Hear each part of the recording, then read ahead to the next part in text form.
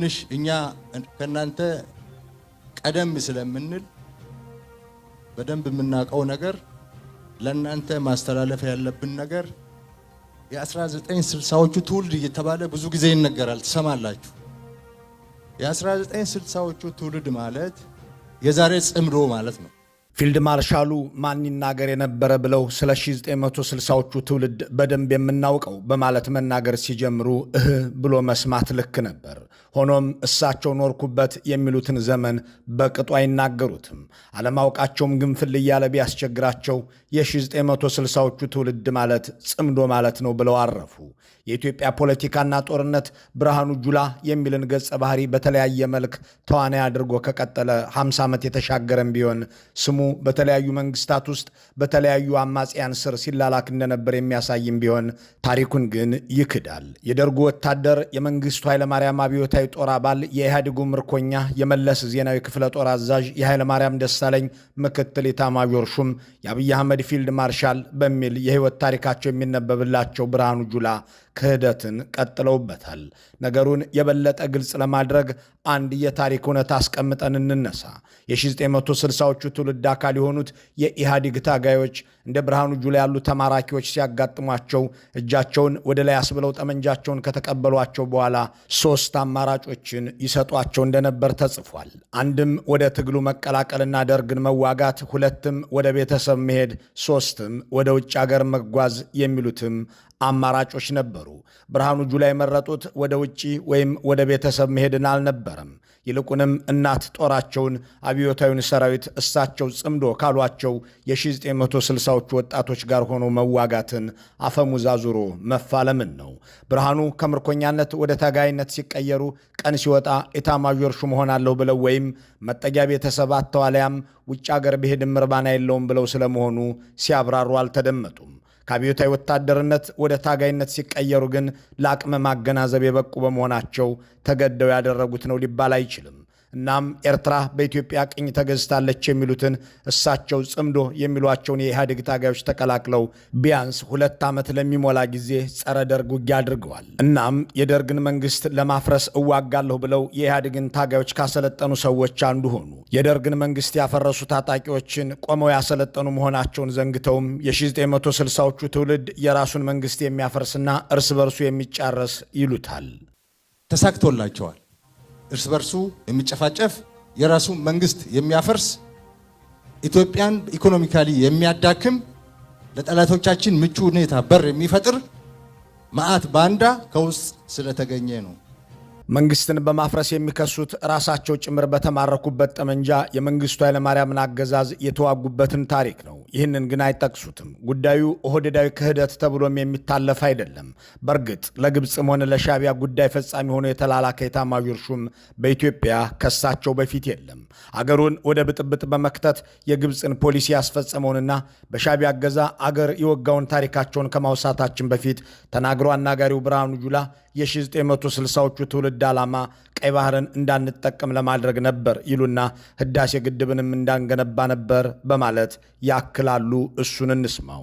የዛሬ 60 ዓመት ኢትዮጵያን ከባህር በር በማባረር ኢትዮጵያን በእርስ በርስ ግጭት በማዳከም በቀጠናው ትርጉም ያለው አገር እንዳትሆን በቀጠናው የአባይን ውሃ እንዳትጠቀም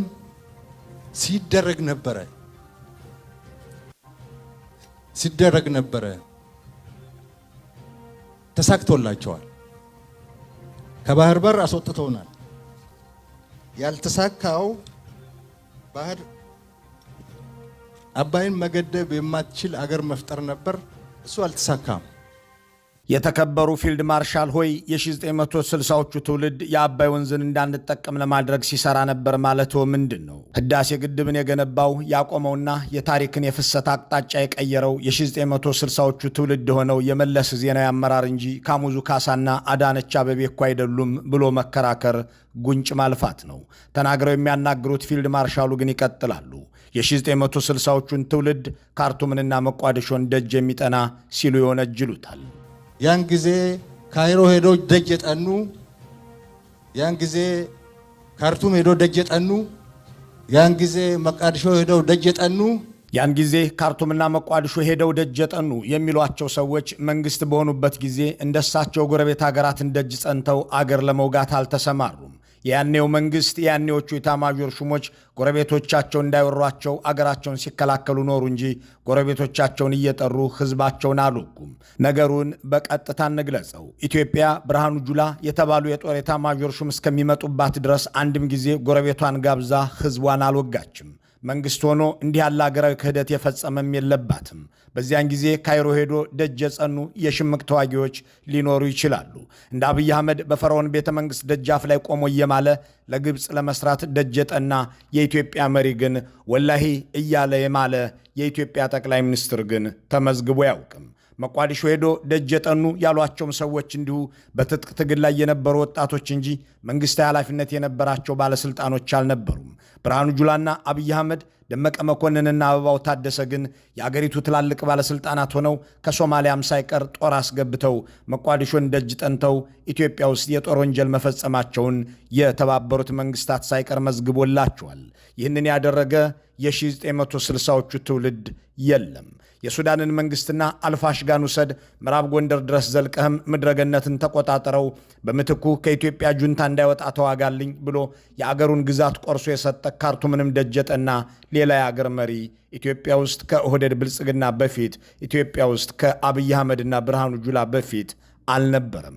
አስመራ ድረስ ሄደውም ደጅ የጸኑት የተወገዘውንና በወንጀል የተነከረውን የኤርትራን ጦር አምጥተውና ናሴት ድፈር፣ ወጣትም ግደል፣ ፋብሪካም ንቀል ብለው ያስገቡ ኢትዮጵያ ውስጥ የጦር ወንጀልና የዘር ማጥፋት ፈጽመዋል በሚል በዓለም አቀፍ የሕግ ኢንስቲትዩቶች ስማቸው ሲነሳ የሚውል እሳቸው ናቸው። በእርግጥ ያ ትውልድ እንደሳቸው ያሉ ምርኮኞችን ለኢትዮጵያ ትቶ በመሄድ የሚከሰስ ቢሆንም ያ ትውልድም ሆነ ከእነሱ በፊት የነበረው ትውልድ መንግስት በነበረ ጊዜ እነ ብርሃኑ ጁላ ከሰሯቸው ወንጀሎች አንዱንም አልሰራም ብሎ መከራከር እንዳይቻል እሳቸው ሌሎች ኢትዮጵያውያንን በባንዳነት የሚከሳ አንደበታቸው ፋታ አይሰጥም። ባህር በር የማባረር ግን ተሳክቶላቸው የተሳካበት ምክንያት እነሱ ጎበዞች ስለሆኑ ጀግና ስለሆኑ አይደለም። እነሱ ባንዳ ስላገኙ ነው።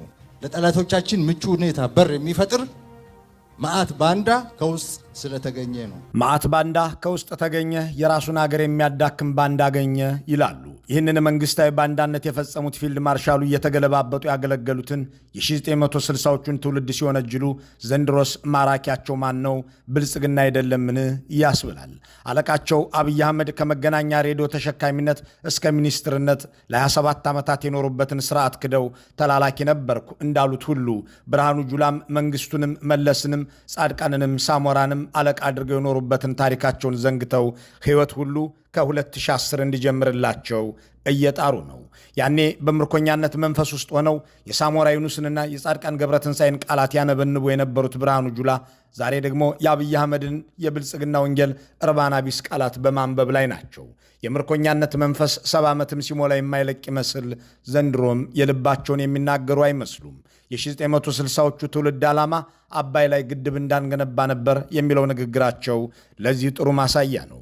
ታዲያ ህዳሴንና ጣና በለስን ጨምሮ ያን ሁሉ ትላልቅና መካከለኛ ግድብ በአባይ ወንዝና ተፋሰሱ ላይ የገነባው የሽመልስ አብዲሳና የደንቢቱ አምቢሳ ትውልድ ነው እንዴ ያስብላል። ይሁን እንጂ ብርሃኑ ጁላ ለአጥቂም ለተከላካይም ለላኪም ለተላላኪም ሲሰሩ ስለኖሩና አሁንም እንዲሁ ስለቀጠሉ ስለ የትኛው አካል እያወሩ እንደሆነ አይታወቅምና ዛሬም በምርኮኛ መንፈስ ትናንት የነበሩበትን እያወገዙ ሕይወትስ አሁን ነው እያሉ ነው። ጠላቶቻችን ጽምዶ ብሎ መጥተዋል። ጽምዶ ዛሬ የተፈጠረ እንዳይመስላችሁ። ጽምዶ የ1960ዎቹ ስትራቴጂ ነው። የሱዳን፣ የግብፅ፣ የኤርትራ ቅንጅት በመፍጠር ኢትዮጵያን ከባህር በር የማባረር ዘመን ነበረ። የ1960ዎቹ ትውልድ ይህንን የሚጠቅሱትን ዘመን እሳቸው ከደርግ ወደ ኢህአዴግ ወታደርነት፣ ከምርኮኛነት ወደ ኮሎኔልነት፣ ከተላላኪነት ወደ ኢታማዦር ሹምነት እየተቀያየሩ የኖሩበት መሆኑን መዘንጋት አያስፈልግም። ያ ግሩም ታሪካቸው ከቆቦ እስከ ትሁልና ድኋላ ድረስ ቢፈለግ ተሰድሮ ይገኛል። በተለይ ከጠላት ጋር ተባብሮ ኢትዮጵያን ስለመውጋት ሲነሳ የብርሃኑ ጁላ ገለልቻ ታሪክ ሽምቅቅ የሚያደርግ ነው። ፊልድ ማርሻሉ ከሻቢያ ጋር ያላቸው ግንኙነት በተለይ ሲገለጥ ከኢትዮጵያ ኤታማዦር ሹሞች ሁሉ የተለየ ሆኖ ይነበባል። ሻቢያ ጸረ ኢትዮጵያ ሆኖ ኢትዮጵያንም ቅኝ ገዢ ነችና ኤርትራ መገንጠል አለባት ብሎ ጠመንጃ ካነሳበት ጊዜ ጀምሮ ያለው ሲቆጠር የኢትዮጵያን መከላከያ 12 ኤታማዦር ሹሞች መርተውታል። ሻቢያ በረሃሞኖ ከተማም ገብቶ ኢትዮጵያን የማፍረስ ተግባሩን በቀጠለባቸው ያለፉት 60 ዓመታት ውስጥ ኢትዮጵያ 12 ኤታማዦር ሹሞችን አፈራርቃለች። በሰላም ወቅት ከነበሩት ሁለቱ በስተቀር ሁሉም ኤታማዦር ሹሞች ሻቢያ ኢትዮጵያን ሲወጋና ኢትዮጵያውያንን ሲገድል ሲከላከሉ የኖሩ ናቸው። ፊልድ ማርሻል ብርሃኑ ጁላን ከእነዚህ 12 ኤታማዦር ሹሞች ሁሉ የሚለያቸው ኢትዮጵያን በሻቢያ እገዛ መውጋታቸውና ኢትዮጵያውያንን በሻቢያ ትብብር መግደላቸው ነው። እንዲህ ያለ ነውርና ወንጀል የፈጸመ ከሻቢያ ጋር ተባብሮ የራሱን ሕዝብ የወጋ ኤታማዦር ሹም የኢትዮጵያ መከላከያን መርቶት አያውቅም። ከሌተናንት ጄኔራል ኢያሱ መንገሻ እስከ ሌተናንት ጄኔራል ኃይሌ ባይከዳኝ፣ ከሌተናንት ጄኔራል አሰፋ አያና እስከ ሌተናንት ጄኔራል ወልደስላሴ በረካ፣ ከሌተናንት ጄኔራል መርዕድ ንጉሴ እስከ ሌተናንት ጄኔራል አዲስ ተድላ፣ ከሌተናንት ጄኔራል ጻድቃን ገብረትንሳኤ እስከ ጄኔራል ሳሙራ ዩኑስ ድረስ የሻቢያን ጸረ ኢትዮጵያነት ሲፋለሙ የኖሩ መኮንኖች ናቸው። ፊልድ ማርሻል ብርሃኑ ጁላ ብቻ ሻቢያን ጋብዘውና ይዘው 1 ሚሊዮን ሕዝብ ገድለው 100,000 ሴቶችንም ኢትዮጵያንም አስደፍረዋል። ለዚህም አለቃቸው ጠቅላይ ሚኒስትሩ በፓርላማ ሻቢያን አመስግነውላቸዋል። ምክትላቸው አበባው ታደሰ ደግሞ የኤርትራን ጄኔራሎች እያወዳደሱ ሞታችሁ ሞቴ ነው፣ መቃብራችሁ መቃብሬ ነው ብለዋቸዋል። ይህ ከዘመናዊ የኢትዮጵያ ሰራዊት ኤታማዦር ሹሞች ሁሉ የሚለያቸው የአገር ክህደትና የወንጀል ድርጊትም ቢሆን ክሱን የሚያቀርቡት ግን በሌሎች ላይ ኤርትራ ሳይቀር ጋብዘናል፣ አብረን እንስራ ብለናል። ፊልድ ማርሻሉ ልክ ናቸው። ኤርትራንም ጋብዘው አብረን እንስራ ሳይሆን አብረን እንግደል ብለው ከፊሊጶስ ወልደ ዮሐንስም ጋር ሆነው የሚሊዮናትን ሕይወት ቀጥፈዋል። እሳቸው በሻቢያ ኮሎኔሎች እየታገዙ ከላይ ወደ ታች ሲሉ ከርመዋል። ፊልድ ማርሻሉ ከሳቸው ሰራዊት ሞት ይልቅ ከሳቸውም ጦር እልቂት በላቀ የኤርትራ ወታደሮች መቁሰልና መጎዳት የሚያንገበግባቸው ሆነው ክህደትን እሴት ጨምረውበትም ታይተዋል። ለዚህ ጥሩ ምሳሌ የሚሆነን በመጋቢት 10 2013 ወርቀድኖ በተሰኘው ቦታ ከትግራይ ኃይሎች ጋር ከተደረገ ውጊያ በኋላ የፈጸሙት ነገር ነው። በዚያ ሞቃታማ በጋ ሻቢያ በአብይ አህመድ ጄኔራሎች ውትድርና ተማረረ። አቅመ ቢስም ናቸው ብሎ ወሰነና የራሱንም የብልጽግናንም ጦር አንድ ላይ አድርገው የሚመሩ መኮንኖችን አሰማራ። እንዳም ሆኖ በጥቂት ሰዓታት ውጊያ ሻቢያና የሚመራው የሁለቱ አገር ጦር ብትንትኑ ወጣ። ብዙ ወታደሮችና አዛዦች ጭምር ተገደሉ። ውጊያው ሲያልቅም ብርሃኑ ጁላ ሄሊኮፕተር ልከው የቆሰሉ አዛዦችንና የሞቱ ወታደሮች አስከሬን እንዲነሳ ታዘዙ። ትዕዛዙን የሰጡት የሻቢያ ሰዎች ልባቸው ይሞላ ዘንድም ብርሃኑ ጁላ የኤርትራን ሟቾችና ቁስለኞች መልቀምን ቅድሚያ ሰጡት። አስከሬን ወደ ኤርትራ ሲላክ ቁስለኛ የጎንደርንና የባህር ዳርን ሆስፒታሎች የሻቢያ ቁስለኞች አጥለቀለቁት። የኢትዮጵያ ወታደር እያሉ የሰበሰቡት የአብይ አህመድና የብርሃኑ ጁላ ጭፍራ ግን ከዚያች ወርቀድኖ ከተባለች ሸለቆ ውስጥ የለቀመው አሞራና የዱር እንስሳ ነበር። እንዲህ ባለ መልኩ ውርደትንና አገራዊ ክህደትን ከነ ሙሉ ሞገሱ የለበሱና የኖሩ ሰዎች ናቸው እንግዲህ ዛሬ የአሁኑንም የድሮንም ትውልድ በባንዳነት የሚከሱት። ብርሃኑ ጁላና ሻቢያ ያላቸውን ግንኙነት ከስሩ ለመመልከት እንደገና ወደ ኋላ ተመልሰን እንደገና ወደ ኤርትራ እንሻገር። በዚያ ማይ ሚዲዮና ሸኢብ የተባሉ ቦታዎች አሉ። በ1970ዎቹ አንድ ብርሃኑ ጁላ የተባለ ተራ ወታደርም በዚያ ሲዋጋ እናገኘዋለን። ከአስመራ ሰሜን ተዋግቻለሁ። ሸኢብ የሚባል ቦታ ላይ ተዋግቻለሁ። ማይሚዶ የሚባል ቦታ ላይ ተዋግቻለሁ። ያኔው ተራ ወታደር ያኔው የደርግ ወታደር በእነዚህ ቦታዎች ላይ የተዋጉት እነ ጄኔራል መርዕድ ንጉሴ ኤታማዦር ሹም በነበሩበት ዘመን ነው። የያኔዎቹ ኤታማዦር ሹሞች አገራቸውንና ወገናቸውን ከሻቢያ ጥቃት ለመከላከል ሲዋጉ እንደ ብርሃኑ ጁላ ያሉትን ወታደሮች ያሰማሩ ነበር። እሳቸው ግን ዘመን በእነ ጄኔራል መርዕድ ቦታ ላይ ያስቀምጧቸው ኤታማዦር ሹምም ሲሆኑ እነ መርዕድ ይዋጉት የነበረውን ሻቢያን ይዘው በወገናቸውና በአገራቸው ላይ ዘመቱ። ያኔው ተራ ወታደር ብርሃኑ ጁላ ከኤርትራ ተነስተው ወደ ትግራይ ተወሰዱ። በ1982 ዓ.ም ራያ ቆቦ ላይ በተካሄደ ውጊያ በህወሓት ታጋዮች ተማረኩ። ከነጌታቸው ጉዲና ጋር ከነ ድሪባ መኮንን ጋር የተማረኩት ብርሃኑ ጁላ የአየር ወለድ ምሩቅ እንደነበሩ ለማራኪዎቻቸው መናገራቸውን ተከትሎ ወደ አጽቢ ተወሰዱ። በዚያም የህወሓትን ኮማንዶች አሰለጠኑ ይላል ማህደረ ብርሃኑ። ያንን የአጽቢ የኮማንዶ ስልጠና ይመሩ የነበሩት የህወሓት ማዕከላዊ ኮሚቴ አባላት ጭምር በመሆናቸው ከድርጅቱ የበላይ ሰዎች ጋር ለመግባባትና ለመተዋወቅ እድል ፈጠረላቸው። የሕይወታቸው መታጠፊያም የሚጀምረው እዚህ ጋር ነው። ደርግ ሲወድቅና በ1987 መከላከያ ሰራዊቱ በሕግ ሲቋቋም የማረካቸውን የህወሓት ታጋዮች ምክትል አድርገው እሳቸው የ22ኛው ክፍለ ጦር አዛዥ ሆነው ተሾሙ። በእርግጥም በ1987 ዓ.ም ከተቋቋሙት ክፍለ ጦሮች መካከል 22ኛው ክፍለ ጦር አንዱ ነበር። የመጀመሪያው አዛዥ እሳቸው ነበሩ። ምርኮኛ አለቃ፣ ማራኪው ደግሞ ምንዝር የሚሆኑበት የኮታ ፖለቲካም ጀመረ። አራንሼ ኪሮስ የተባሉ የህወሓት ታጋይ ምክትል በሆኑበት በዚሁ በ22ኛው ክፍለ ጦር ውስጥ በ1982 ምርኮኛ የነበሩት ብርሃኑ ጁላ በ1987 ከ5 ዓመታት በኋላ በሌላ መንግሥት የኮሎኔል ማዕረግ ይዘው አዛዥ ሆኑ። የዚህ ክፍለ ጦር አዛዥ በመሆናቸውም ነበር ባሳለፍነው ዓመት ክፍለ ጦሩን የምዕራብ ዕዝ አስኳል፣ የኢትዮጵያ ጋሻ እያሉ ሲያወዳድሱት የተደመጡት። ዝነኛው ነበርና የምዕራብ እናት የሆነው 22ኛ ክፍለ ጦር ለዛሬው የምዕራብ ዕዝ ያወረሰው የጀግንነት የአሸናፊነትና የጽናት ተሞክሮዎች ለዛሬው ስኬትና ቁመና መስፈንጠሪያ ሆነውታል። ኢትዮጵያ ኤርትራ ጦርነት ታሪክ የሠራ ከሌሎች አጋር የጦር ክፍሎች ተቀናጅቶ ባድመን ሰብሮ በመግባት የኢትዮጵያን ሰንደቅ ዓላማ በባድመ ያውለበለበና በድል የሚመለስ የድል ምልክት የሆነ ነባር የጦር ክፍል ነው።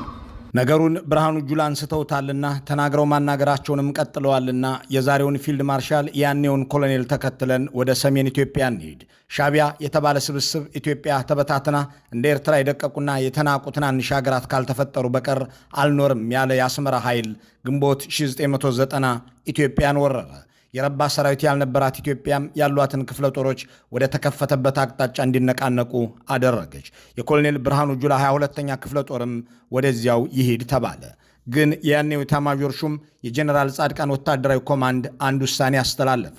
ብርሃኑ ጁላ አቅም ስለሌለህ ደግሞም ሻዕቢያዎች ምርኮኛ መሆንህን ስለሚያውቁ ውጊያውን በብቃት ለመምራት ትቸገራለህ አላቸው። ከዚያም ለዓመታት በአዛዥነት የመሩትንና ይህንን ያወዳድሱትን ክፍለ ጦር ሌላ ሰው እንዲመራው፣ እሳቸው ግን ምክትል አዛዥ እንዲሆኑ ተደረገ። አዛዡ ደግሞ የዛሬ ወዳጃቸው የያኔው ባላንጣቸው ዮሐንስ ገብረ መስቀል ጆን መንጋግ እንዲሆኑ ተደረገ። በዚህ መልኩ ለ2 ዓመት ከቆዩ በኋላ በ1992 ታህሳስ አዛዥነታቸው እንዲመለስም ተደረገ።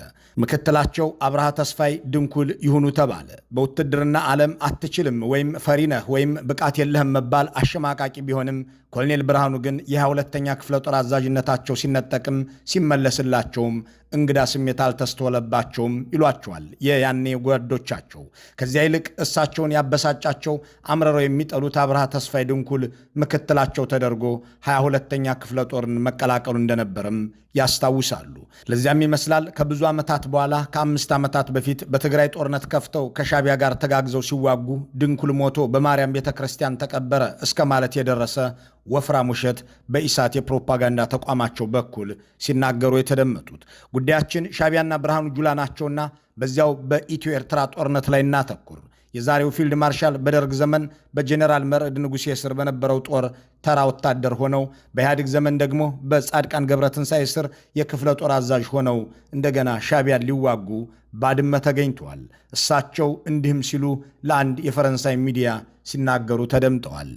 የተከፈለ መስዋዕትነት ይከፈል፣ አገራችን በኃይል አትወሰድም፣ አትቆረስም ነው። ብርሃኑ ጁላ በ1972 ዓ ም አይነካም አይቆረስም ይሉት የነበረው የኢትዮጵያ ግዛት እስከ ሳህልና ባብል መንደብ ድረስ ያለውን ነበር። የ1982ቱ ብርሃኑ ጁላ ደግሞ ታጋዮችን የሚያሰለጥኑ ነበሩና ዛሬ እሳቸው ጽምዶ የሚሏቸውን ታጣቂዎች የሚያስተምሩ ነበሩና ኢትዮጵያ ኤርትራን ቅኝ የገዛች ነች፣ መገንጠልም የሚገባት ነች ባይነበሩ። የ1992ቱ ብርሃኑ ጁላ ደግሞ አይነካም አይቆረስም የሚሉት ግዛት እስከ ባድመና ዛላምበሳ ያለውን ሆነ። የ2018ቱ ብርሃኑ ደግሞ ከራያ ወዲያ ተገንጠሉልን እንጂ እያሉ አትንኩምብን የሚሉት 4 ኪሎንና አዲስ አበባን ሆኗል። ያኔ በ1992ቱ ጦርነት የኤርትራ ጦር ከኢትዮጵያ ግዛት ሊባረር ጥቂት ወራት ሲቀሩት የክፍለ ጦር አዛዥነታቸው የተመለሰላቸው ብርሃኑ ጁላ 22ኛ ክፍለ ጦርን ይዘው ትሁል፣ ቆሐይንና አድኋላ ተብለው በሚጠሩ አካባቢዎች ተዋግተዋል።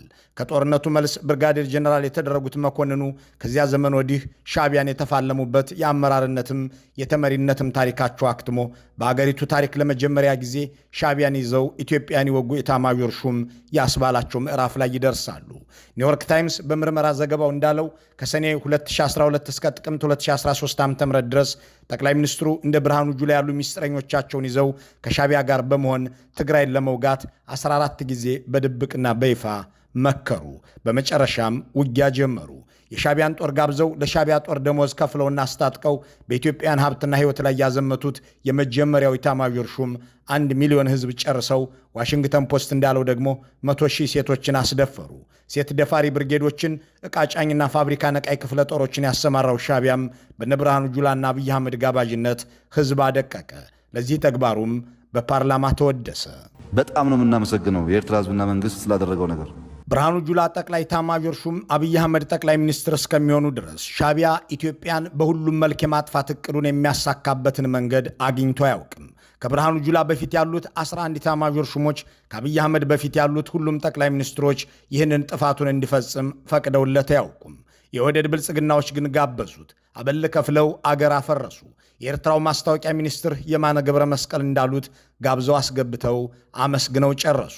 ሻዕቢያ ትግራይንም ሆነ ኢትዮጵያን የማውደም የሰነበተ እቅድ ያለው ቢሆንም እንደ ብርሃኑ ጁላ ያሉ ሰዎችን ሳይዝ ሊያሳካው እንደማይችል ያረጋግጠው ከ2010 እስከ 2015 ነበርና አሳክቷል። እንዲህ ያለ ዚግዛግ የሆነ ታሪክ ያላቸው አንድም ጊዜ ለመርህና ለአገር ያልተኖረን ሕይወት ያሳለፉት ብርሃኑ ጁላ ሌሎችን በሌሎች ተላላኪነት የወነጀሉበት ታሪካቸው እየተስተጋባላቸው ነው። መልካሙን ሁሉ በመመኘት በዚሁ እንሰናበታለን።